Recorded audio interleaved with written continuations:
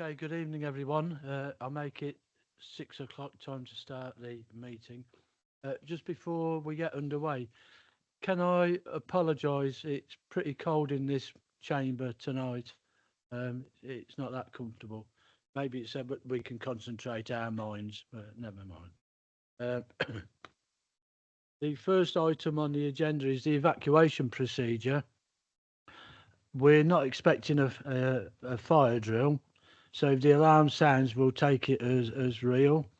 And so if we can evacuate the building through these doors either side here, um, down the stairs, don't use the lifts, and if we can meet over the road outside the Lloyd's Bank.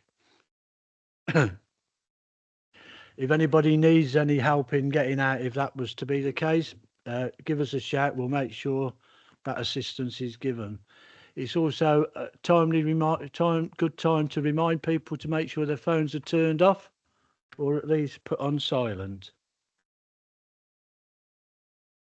Item number 2 is to receive apologies for absence.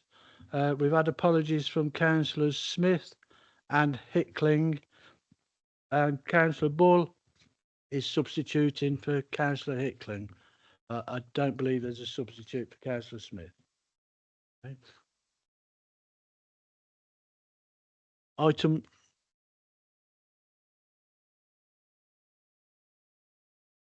Item 3 is to confirm the minutes of the meeting held on the 21st of October. You happy that I sign those? Thank you.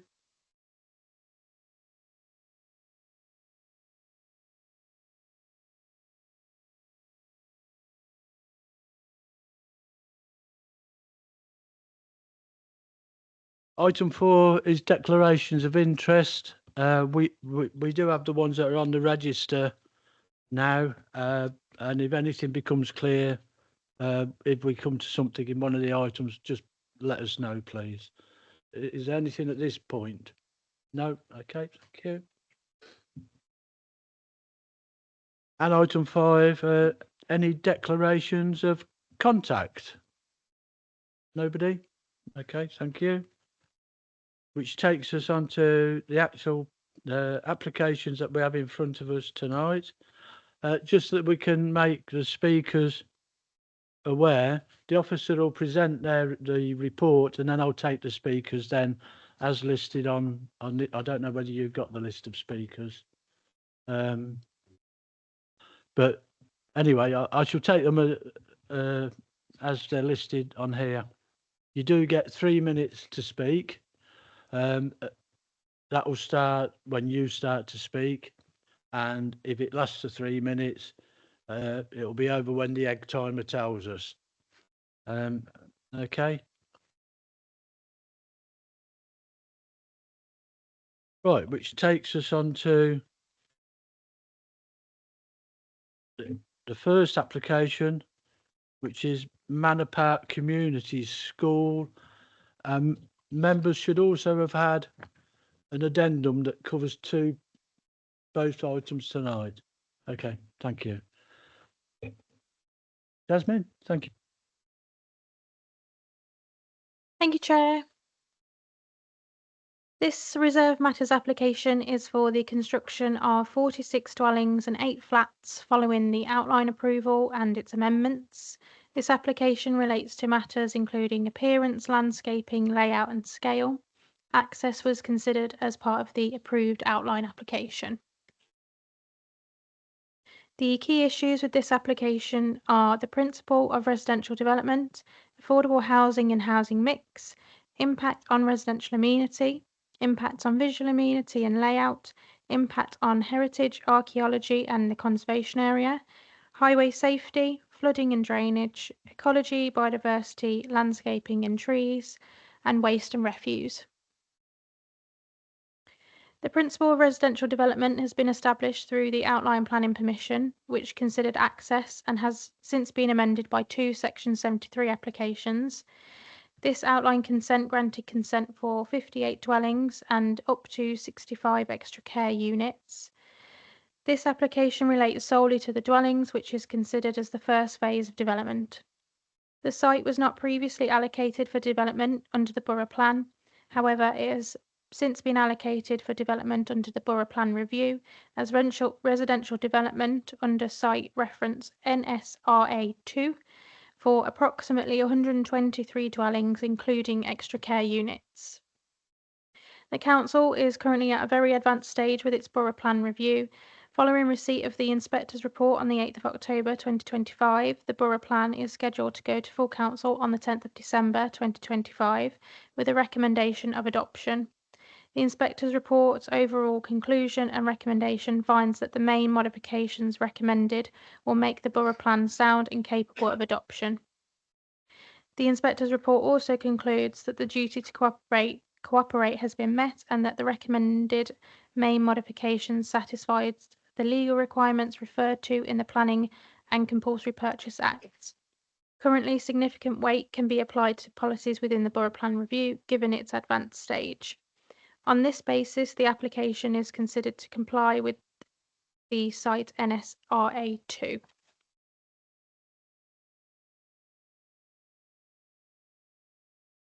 Policy H2 of the Borough Plan and H2 of the Borough Plan Review both require 25% of all new developments to be affordable on site of 15 dwellings or more.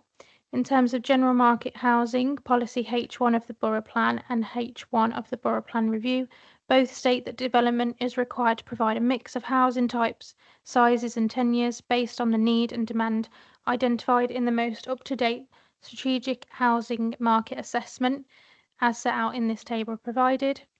In terms of affordable dwellings, the proposal would provide a total of 8 dwellings. Typically, the affordable housing SPD requires a 74 to 26% split. However, the Section 106 from the outline application stated that the affordable housing mix shall be 7 affordable rented dwellings. The proposal would provide an extra affordable unit in this case, which is above and beyond that required by the legal agreement. Therefore, although this application would not be in accordance with the SPD, it is in accordance with the Section 106.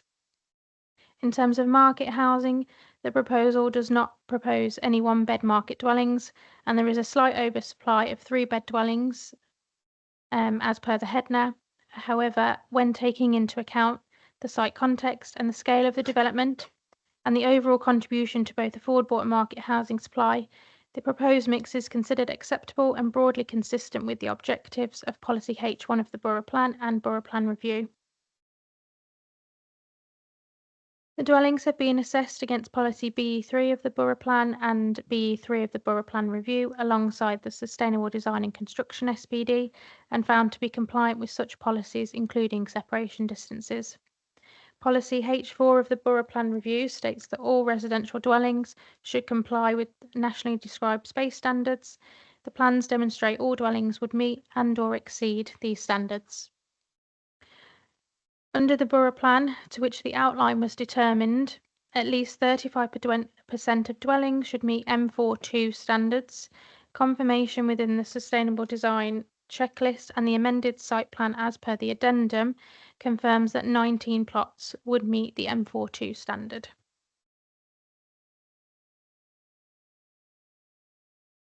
The proposed development will be served by a single access road running north to south between Vernon's Lane and Beaumont Road. The access has been previously approved by the outline application. The dwellings are all to be 2-storey in height and comprise of a range of house types, sizes and styles, which introduces visual interest in accordance with design guidance. The elevations show a mix of brick and render with 2 roof tile colours, with the exact materials to be agreed via condition attached to the outline consent.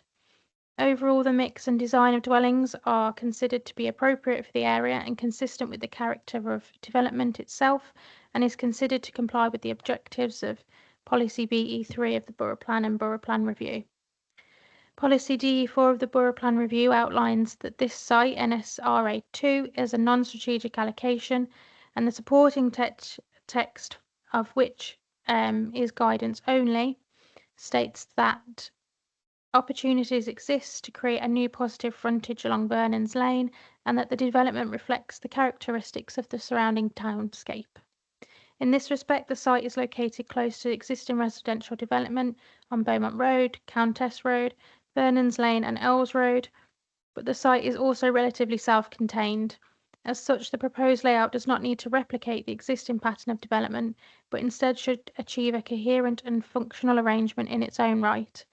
In this case, the proposed layout would create a positive frontage to Vernon's Lane in accordance with policy DS4.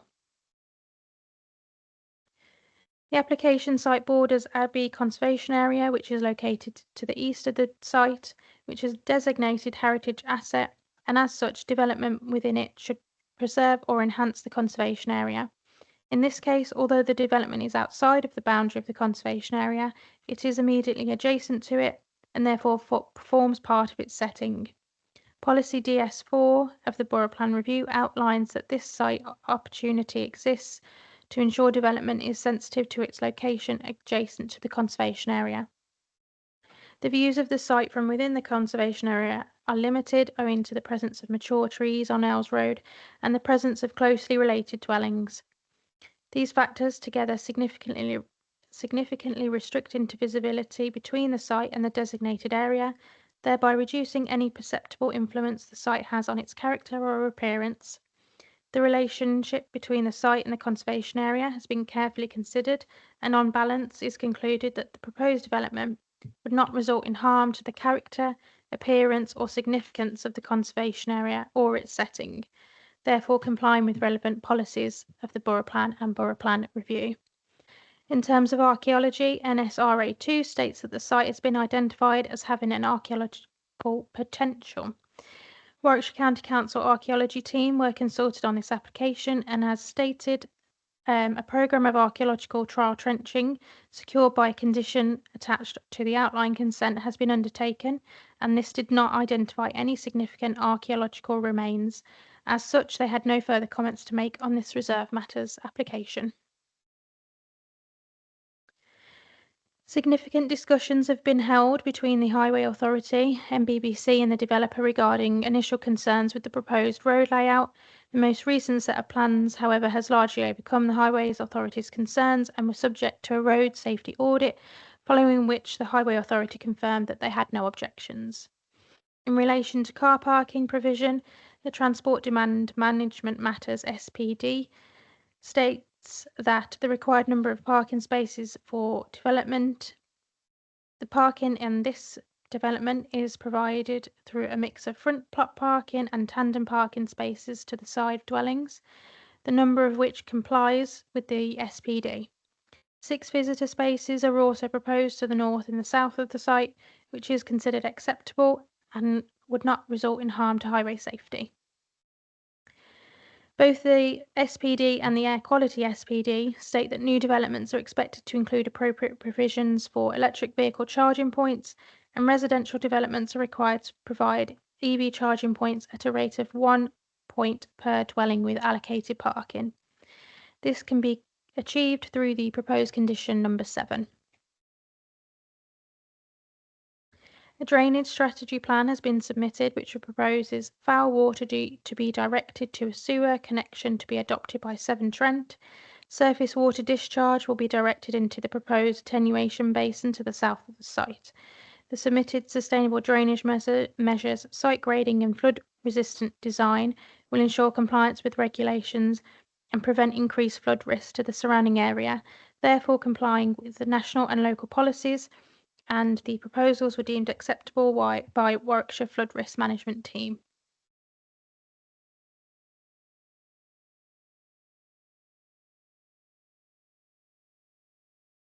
A number of trees, including trees covered by a tree preservation order reference 119, exist on the site.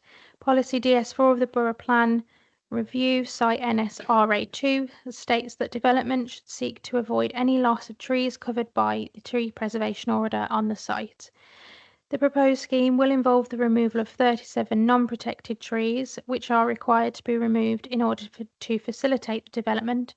Conversely, all 49 of the TPO trees on the site are to be retained, complying with policy DS4.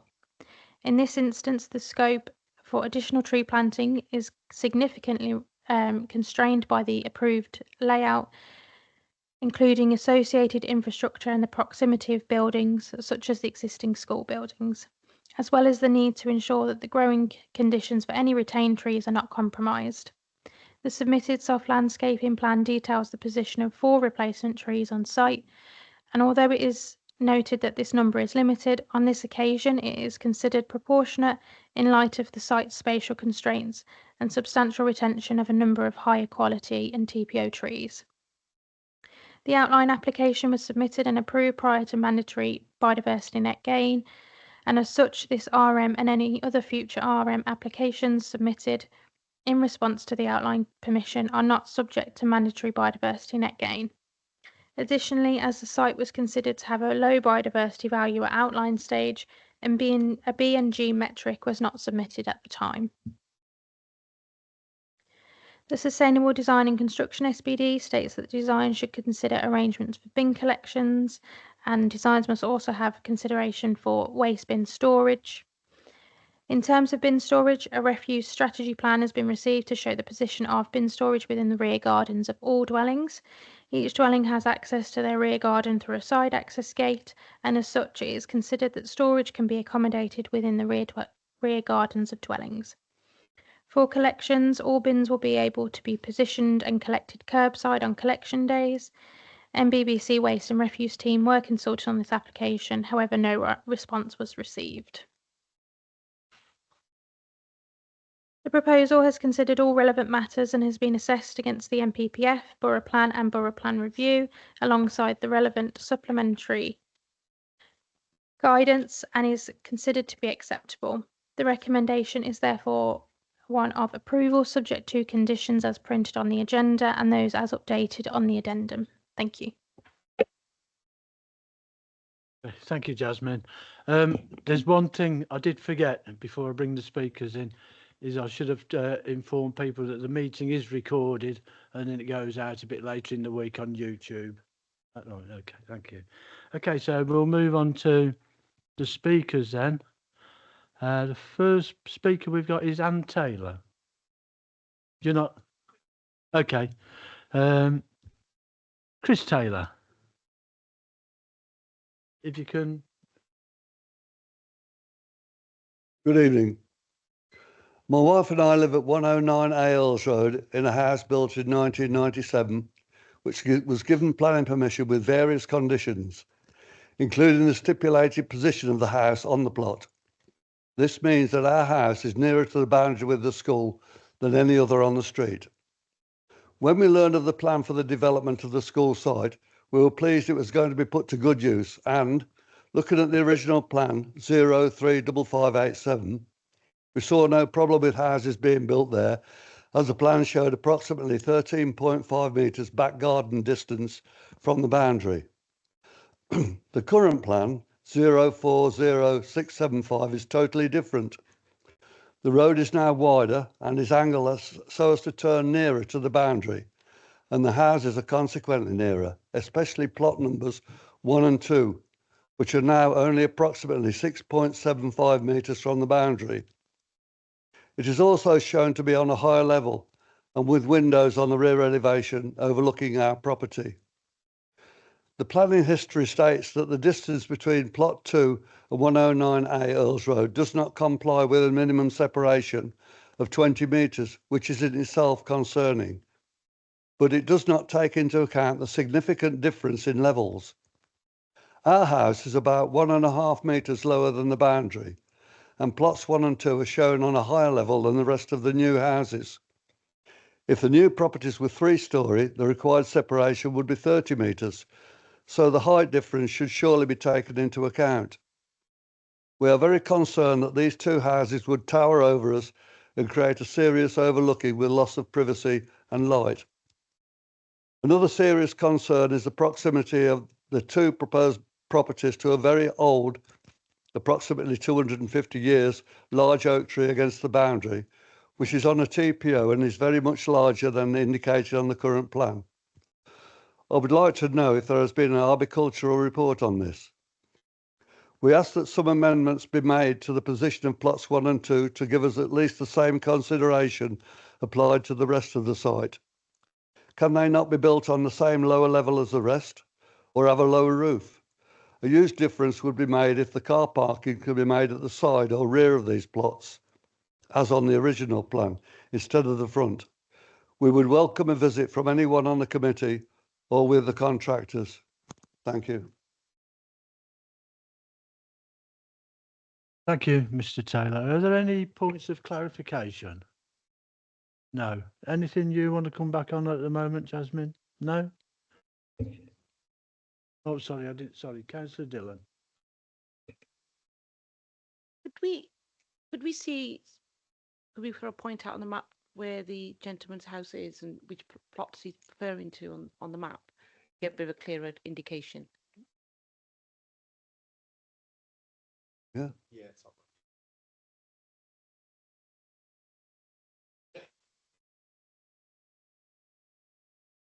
And and the okay, and the oak tree, is that the dark oak tree there? We sort of Sorry, just coming back. This is the tree plan, basically. I'm not entirely sure. I know. Is it this one? Yeah. The oak tree, the 250-year-old oak tree, is the one at the far north end of the site. To the, it's in our garden actually, on the right-hand side of the proposed buildings, in the very corner. Thank you. Okay, yeah. It's the first one as you come in. Okay, our next speaker is Alex Udale.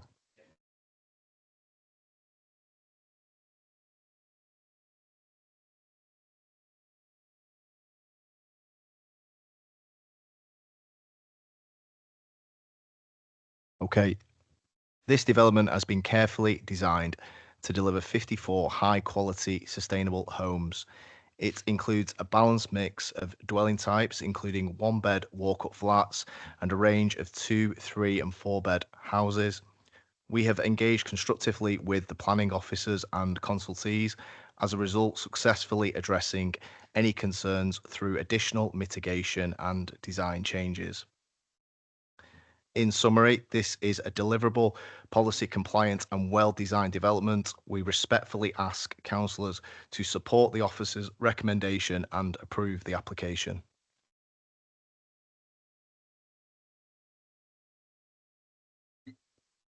Any points of clarification for the speaker? No?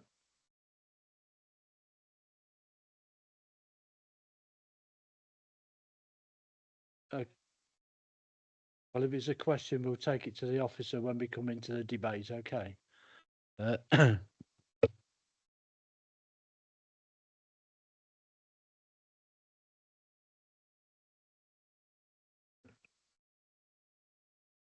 Good evening, members. Thank you very much for having us this evening. Warwickshire Property Development Group have a sole shareholder, and that sole shareholder is Warwickshire County Council. And our main purpose is to generate a return for the County Council.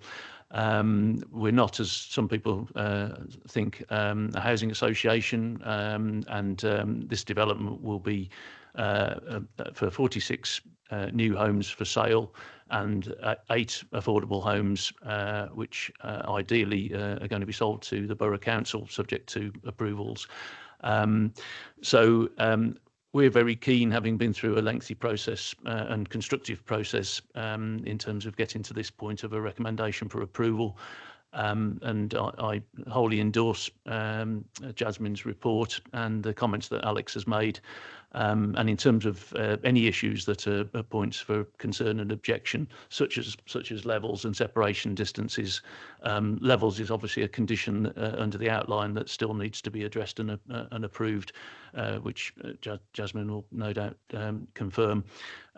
So we're keen to make sure that we work with all neighbours going forward, because the last thing we want to do is to be upsetting people, and we'll do our best to accommodate as much as we can, but separation distances is certainly something that we've been through at great length with Jasmine and Alex and the design team.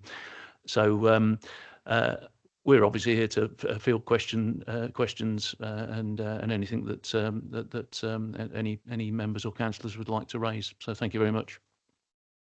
Okay, thank you. Well, it's just points of clarification at this stage. Are there any points of clarification to the speaker?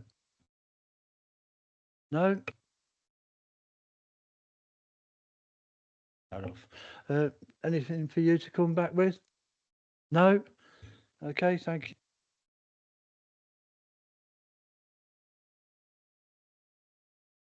In front of us, which is to grant planning permission. Any member wish to move that recommendation? Mr. Markham?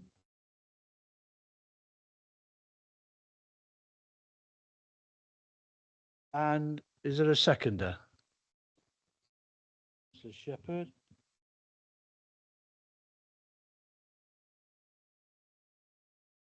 Thank you. Any member wish to speak? Councillor Wilson. Thank you, Chair. First, I've got a question for officers because I'm aware that this is reserve matters rather than outline. Our first speaker raised issues about distance standards, etc., on the revised application compared to the original one. Are you able to advise the committee whether those are compliant with our guidance or not?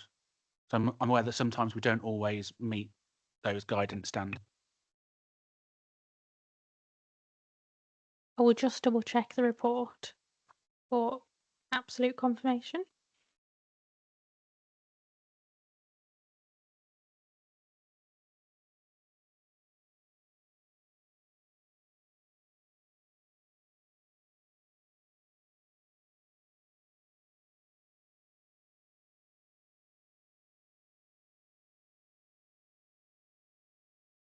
So it's in the impact on residential amenity section. We have a exception where the distance standard between plot 2 and 109A Earls Road, there is a shortfall of 0.25 metres, and plots 18 and 143 Earls Road has a shortfall of 0.3 metres.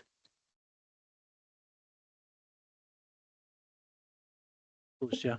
Thank you, Chair. I just wanted confirmation because it was raised in our public speaking. It's a difficult one, Chair, with regards to those, because it's whether an inspector would find us to be reasonable, given that they are, relatively speaking, very small distance standards. I'm aware that we've done stuff which is greater than a metre and 2 metres and stuff like that. So I really do feel for our public speaker, but I don't think that there is anything which would justify it going at potentially to an appeal on that front, although I do sympathise with them. So I will reluctantly have to vote for it on that basis. But can I just say as a point of, just to get it out there in the public, because it's been raised by the applicant, because I didn't know this before their statement that 8 houses will be sold to the Nuneaton and Bedworth Borough Council. I didn't know that, but I think it's important to recognise that plays, to get it on record, Chair, for everyone. I hope everyone would agree that plays no part in our deliberations. It might look to other people watching that we have a vested interest. I genuinely didn't know that before we came in. I think all other members would agree they genuinely didn't know that before they came in, and that I will assess it on that basis, and what they've said is immaterial to me. Okay, thank you. You kind of beat me to that, but thanks for that. Yeah, because, well, I wasn't aware of that, and maybe we shouldn't be aware of it. You know, we're dealing with a planning application purely on its own merits.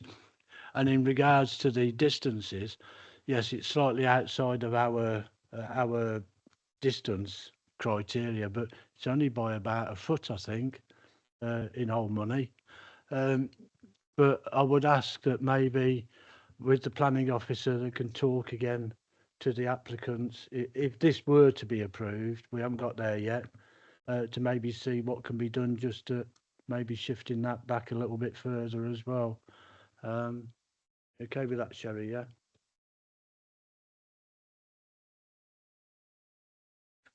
Sorry, can everybody hear me? Sorry.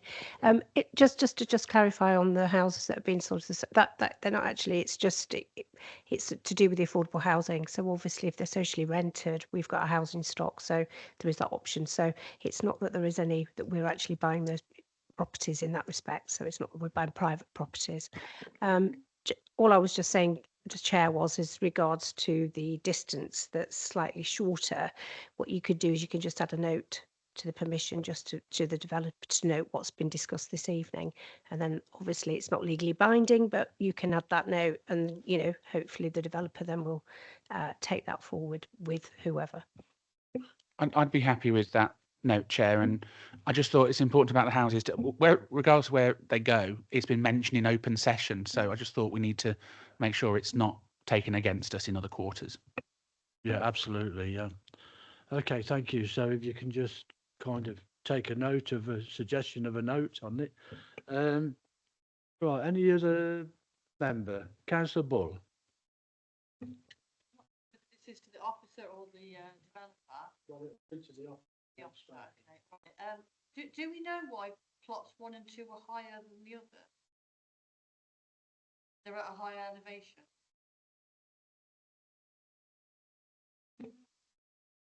As was discussed in the 3-minute speech, we haven't discussed the details of levels yet on the site. That detail is to be submitted as part of the conditions which form part of the outline consent. I believe what was referenced was actually the plot 109 was lower than plots 1 and 2, not the other way around. But until we've got the details of the levels on the from the condition, I can't give you any more information on that at the minute. Okay, thank you. I think that is important for another discussion with that again. We've been caught out before on sites where levels have been more than we anticipated, but I think you've understood that. Councillor Dillon. Based on what you just said there, if we were to approve this, I mean, yes, they can make a note. I mean, but how much would that developer then take note of that? Or is it something that just dismissed and carry on? Because that's kind of has happened in the past where I understand the distance, the privacy they've raised. I think it's important points, and I just don't want for us to approve it and then it's just line put through it by the developer not taken. I mean, could the agent then sort of give us some sort of confirmation that they would actually even give it some thought and do something about it and have that discussion? Because it's not a big issue, but it's a if you're living there and you need a bit of privacy, I think it's a big deal for that person, and I think it needs to be sort of highlighted going forward. Well, the applicants are sat here tonight. I think they're probably listening to the concerns that we have over that. We're probably going. Well, there'll be a note on it as well. Sherry. Just to come back to you on that point, because I think it's very key. What obviously we were discussing here is we're talking about a very small minor detail. So as you know, and obviously you can't take this into consideration, but you in terms of your decision, but it's something that you'd be mindful of is that if you were not to and it was to go to appeal, it's a very we wouldn't particularly have a very strong case. So what I'm trying to say to you is that notes are put onto planning permissions, and okay, they are not legally binding, I will tell you that now, but it is something to what we do with developers to say, look, this is what's expected, this is what we would like to see. So I would say that I can't say to you that it is legally binding and I can sit here and I could go and enforce it if they didn't, but I do know that developers do obviously take note. So I've just got to be truthful on that point, but it is something that is regularly done. Okay, thanks, Sherry. Jasmine, you anything with that? No. Any other member? Councillor Condicorn.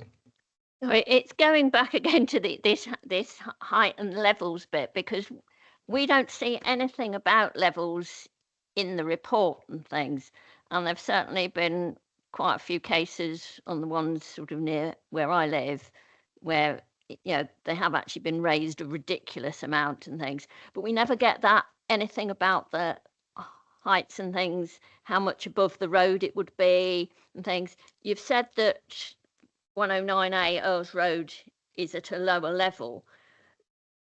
Do you then take that into account? Because distances, I did applied maths and things, angles change according to the levels. So your distance, if you're going on a flat plane, is quite different than if you're going at an angle.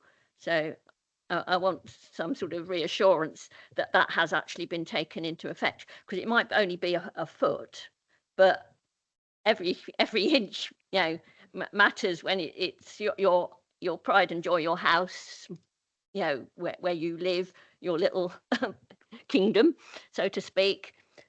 So is that actually taken into account, please?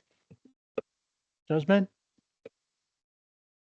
I just thought I'd reference the SPD in terms of how we measure.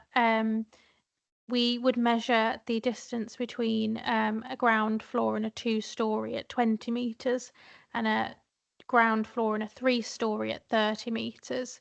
So what we'd have to look at is whether we consider the 1.5 metres to be considered the same as a 3-storey. I'm not sure we would in this case. I don't think that's so significant to be considered a 3-storey difference.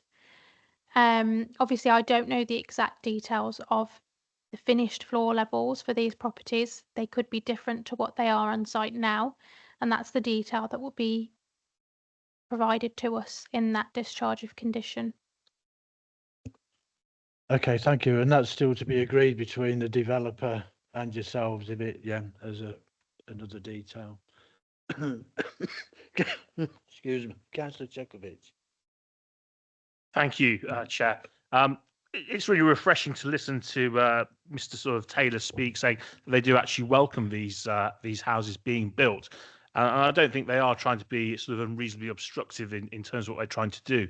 And when we're sat here, we're with a quadrant, I think, over the levels. So I'd therefore like to propose a site visit, just so we can better appreciate what the level is in terms and how it fits into the scale of the development and possibly the impacts it's going to have on their property. I think without doing that, we're possibly doing them a slight disservice by not going out and having a look. And obviously, welcome to have the developers there, I think, so that there could be so they could see it with us in real time as well.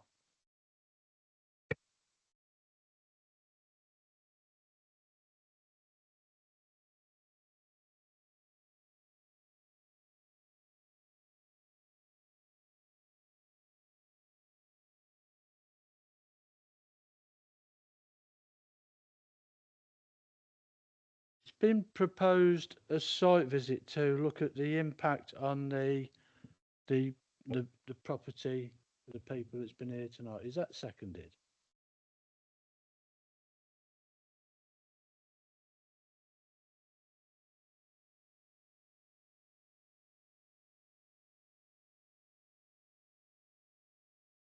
I'm not going to carry on with this at the moment. I'll see what happens with the site visit. If it's refused, then we'll carry on with the debate. It's been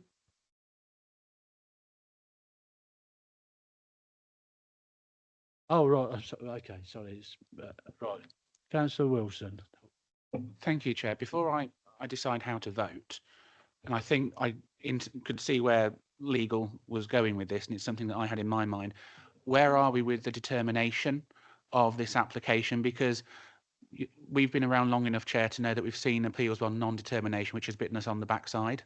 And extensions aren't always guaranteed by the applicant. So I'd like some information on that, please, Chair. Yeah, thank you for picking that up. Obviously, if we're out of time and we don't make it within the time, then obviously they can go for non-determination, which means that the decision will be taken out of your hands and put into that of the planning inspector. So that's something that I'm not saying that that's going to happen and that the developer won't provide us with a further extension, but there is that possibility that you're taking into account. So you've got to weigh that up into the balance as well when you're making that decision, that you may ultimately, even if you defer, it may be taken out of your hands in any event. I believe we are. Yeah. Okay, thank you. I'm going to test this now. It's been moved and seconded, a site visit to assess the impact on the neighbouring property. All those in favour of that?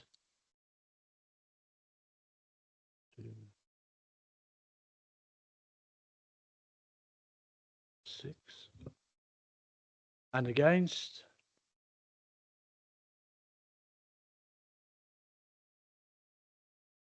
And abstentions? In which case we will make a site visit. That's as far as we go with it tonight until we get it brought back in front of us, and we'll make a site visit. If people can just bear in mind that it will probably be fairly earlier on in the afternoon because of the dark nights. Okay, thank you.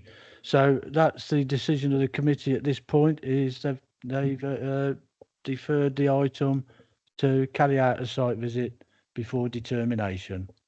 Okay, thank you.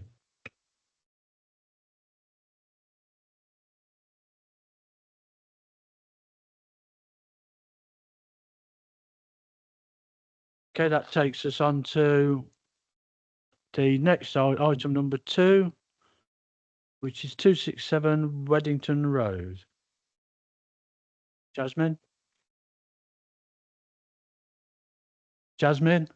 can you? Item number 2, please.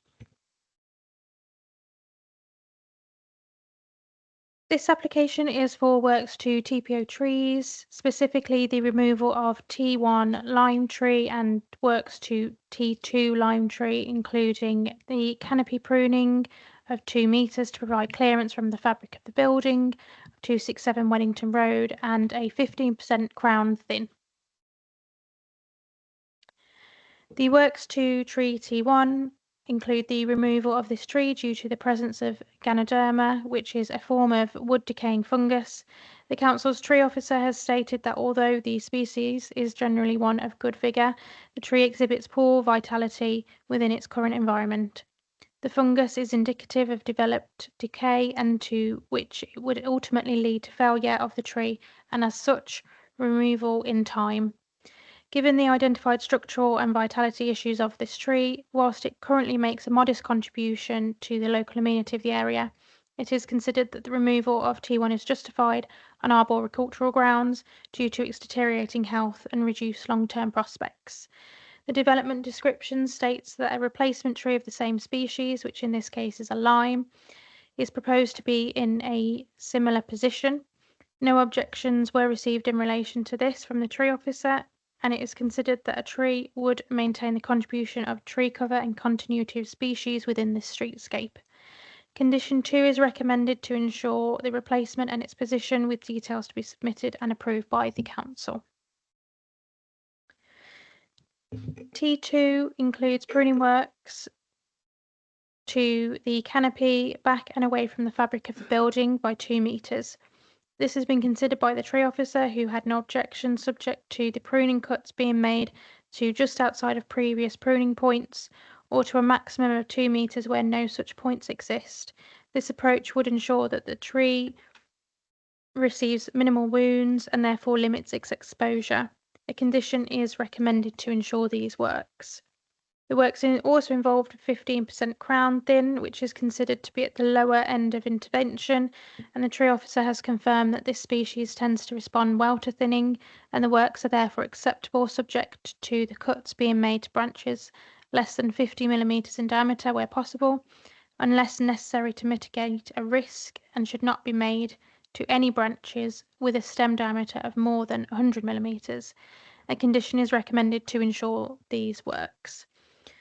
The proposal also includes the removal of dead wood, which under Regulation 14 of the Town and Country Planning Tree Preservation Regulations constitutes exempt works and does not normally require formal TPO consent, provided that the material is demonstrably dead and no live growth is affected. The removal of dead wood represents good arboricultural practice and will assist in maintaining the tree's long-term health and structural condition. It will also reduce the potential for branch shedding and therefore contributes to public safety. There is no evidence that the works would result in harm to the tree's amenity value or its contribution to the character of the area.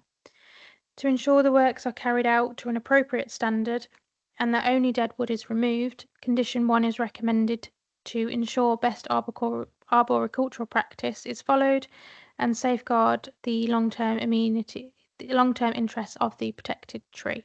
This condition will also apply to the other elements of the works to these trees.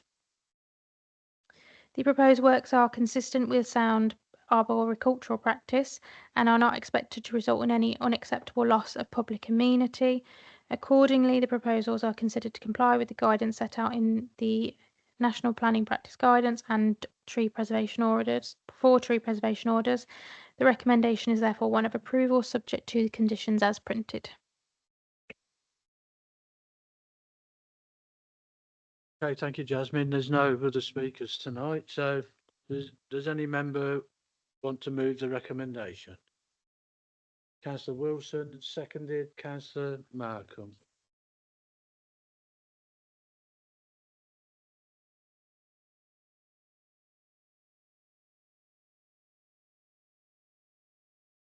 Any member wish to speak?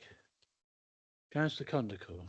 Well, there's just one comment really, and I'm having to go by the fact that the tree officer seems to have approved it and things.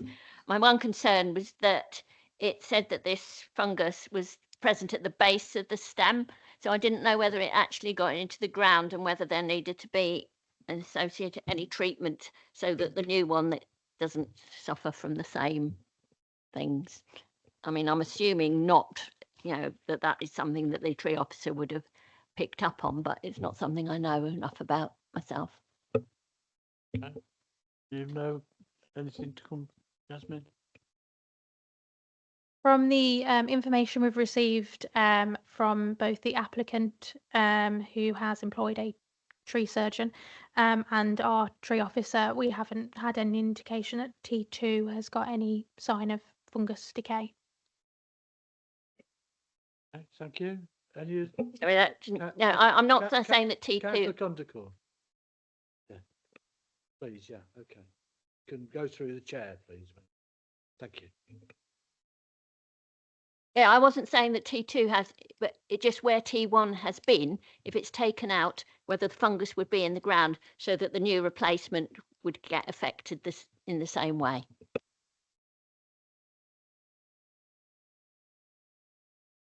I'm not sure. I haven't been given any information on that. In terms of where the replacement tree is going to be, we don't have that information. That's part of the condition. We've just asked for it to be within the front garden of the property, not exactly in the same position as T1 at the minute. I'm sure that will factor into the decision at the time. Thank you. Councillor Chekovich. Thank you, Chair.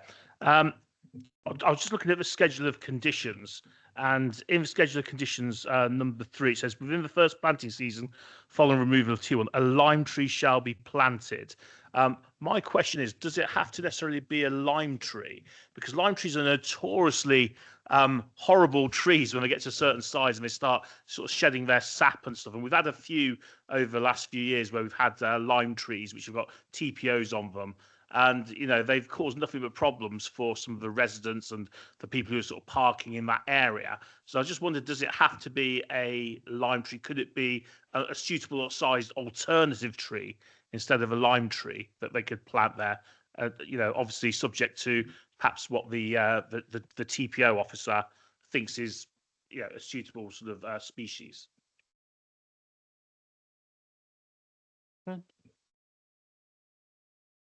I did make contact with the tree officer. Unfortunately, he was out of office today and no one else could pick up this as no one else covers that area of work. What I do know is from other applications, I believe we've asked for trees, native trees, to be the replacements. The only thing I would point out is that it's in the description for the replacement to be a lime. So that's why we've got the condition specifying the lime. And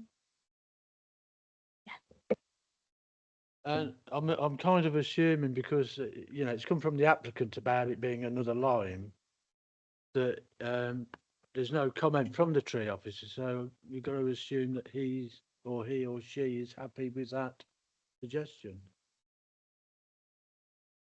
Yeah, thank you, Chair. I was just wondering in that case, Chair, could we perhaps put a note on there to sort of ask the applicant whether they would like a lime, or if available, perhaps a choice of a different type of tree subject to approval by the tree officer, because they may not be aware of that they can do something other than a lime. They may just think, oh, I have to do like for like, where there might be a sort of a more suitable native alternative. Yeah, I mean, I see where you're coming from, but we've got an application that's in front of us that's quite clear on the type of tree that they want to. Basically, they want to replace like for like. And for me, if the tree officer has read the report and made no other suggestion, I've got to assume that they're happy with it. Sorry, Jasmine.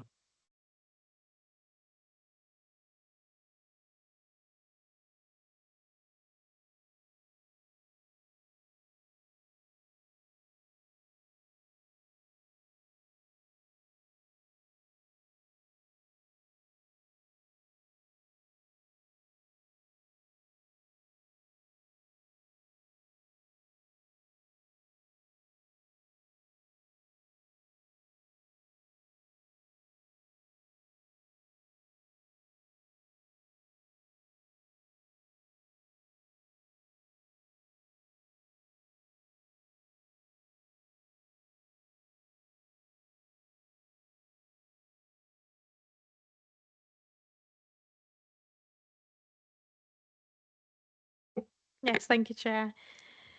152 Marlborough Road. It has been identified that the planning application reference 040963, which related to a single-storey rear extension at this property, was determined under delegated powers by officers on the 14th of August 2025. Subsequent review has confirmed that the applicant is a member of council staff. Section 5D.7a of the Nuneaton and Bedworth Council's Constitution currently states that all planning applications submitted by members or officers must be determined by Planning Applications Committee. This requirement differs, however, from Part 3E.7b of the Scheme of Delegation, which specifies that only applications where the applicant is a member or an employee of the Development Control or Building Control sections should be referred to Planning Committee. This represents an administrative oversight rather than a substantive procedural error. The application was processed, consulted upon and assessed in full accordance with the statutory legislation, the National Planning Policy Framework and the Council's adopted policies and guidance. To ensure openness and transparency in the Council's decision-making process, this application is presented to Planning Applications Committee for noting and information only. The purpose is to provide transparency, to formally record these circumstances of the determination and to note that the decision was made under delegated authority. Thank you.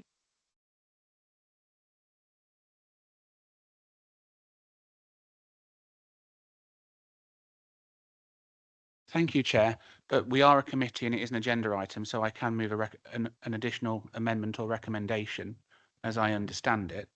And I would hope it would be something which all members would agree, which would be to refer this issue or request that the Constitutional Review Working Party considers the anomaly in the Constitution, because I am concerned, Chair, that we have a number of officers who work in and live in the area, and their personal data is now in the public domain just because they happen to work here. And we all know there are some members of the public who don't understand the boundaries. Yeah, I mean, it was for noting, but I'm happy to second that because I think it's important that it was recognised that there'd been an error made in it.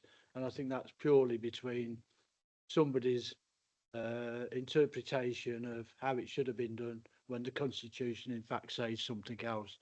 So I'm happy to do it. I'm happy to second that, to note the report, but that it be referred to the Constitutional Working Party. Yeah. Okay.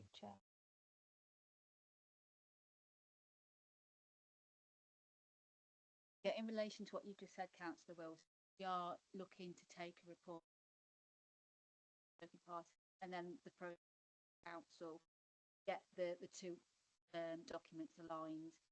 In delegation will align with.